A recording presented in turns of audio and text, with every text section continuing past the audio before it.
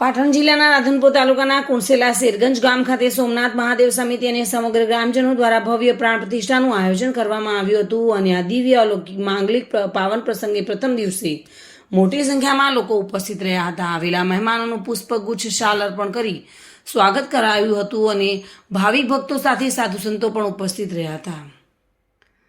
આ પ્રસંગે દાતાઓ દ્વારા સહયોગથી આ પ્રસંગને સફળ બનાવ્યો હતો. મોટી સંખ્યામાં દાતાઓ ઉપસ્થિત રહ્યા હતા. દાતાઓનું પણ સન્માન કરવામાં આવ્યું હતું. હવન, ભોજન અને પ્રસાદનું આયોજન દાતાઓ તરફથી સુંદર કરવામાં આવ્યું હતું. મોટી સંખ્યામાં ભાવિક ભક્તો પણ ઉપસ્થિત રહ્યા હતા. ગામના અગ્રણીઓ ઉપસ્થિત રહ્યા હતા. મહાનુભાવો તથા આગેવાનોએ જણાવ્યું હતું કે આજના સુપ્રસંગે તમામ દાતાઓનો આભાર માનીએ છીએ. ગામ શેરગંજ, સરપંચ શ્રી શેરગંજ ગ્રામ પંચાયત.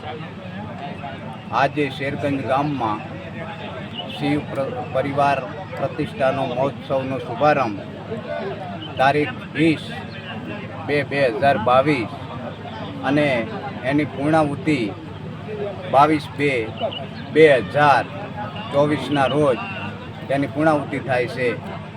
આજે અમારા ગામમાં દરેકે દરેક નાગરિક ભાઈચારાની રીતે એક મણકામાં સમાયેલા અને ખૂબ હરખથી મહેનત કરી રહ્યા છે અને ગામમાં દૂર દૂરથી જે આગેવાનો, મહેમાનો, સંતો, રાજકીય નેતાઓ વધારી રહ્યા છે તેમનું પણ ખૂબ ખૂબ હાર્દિક સ્વાગત કરી રહ્યા છે.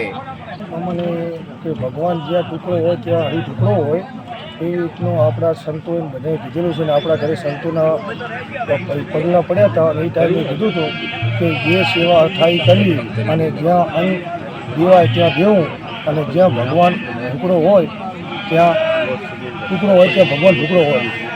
ભગવાનની પ્રેરણા મળવાથી મારા વડીલોના આશીર્વાદથી મુખ્ય યજમાન તરીકે આજે હું અંદર લાભ લઈ રહ્યો છું.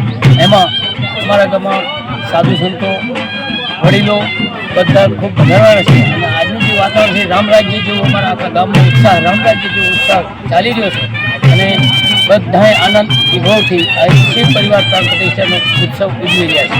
બાપ દાદાની પ્રેરણાથી જ આ એક સારા કામમાં ધન વાપરવાની, લક્ષ્મી વાપરવાનો એક મોકો મળ્યો અને એમના આશીર્વાદથી જ આ અમે કામ કરી રહ્યા છીએ.